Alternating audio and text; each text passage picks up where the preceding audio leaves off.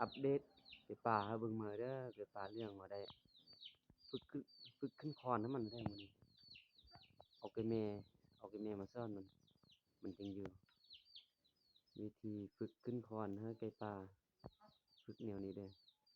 ต้องได้เอาไก่แม่มาขึ้นรอมันจึงขึ้นถ้าบอกไก่แม่มารอมันนี่มันบินตลอดเด้ไก่ป่าเรื่องอันนี้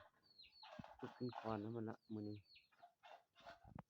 เตรียมไว้ปีหน้าบางทีได้ต่อเด้อตัวนี้น่ะเดี๋ยวไปต่ออยู่ปีหน้าเด้อตัวนี้ปีนี้แล้วบ่ได้ต่อแล้วไก่ป่าตัวนี้เราก็ได้2อาทิตย์3อาทิตย์กับอาทิตย์นี้เพราะมันเริ่มขึ้นคอนแล้วเรียนขึ้นคอนให้มันเลย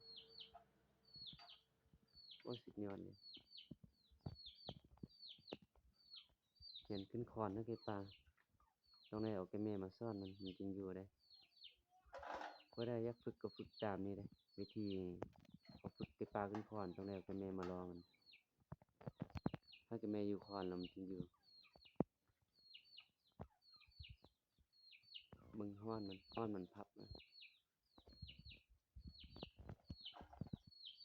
ฮ้อนมัน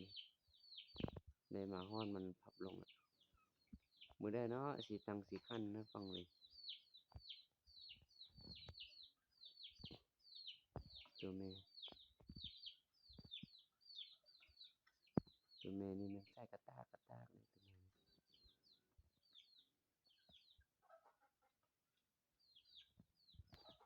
ตัวแม่นี่มันนำหนึ่งเลยตัวแม่นี่ตัวนี้เป็นนำหนึ่งเด้อตัวนี้คือปลาร้อยตัวนี้คือปลาเหลือง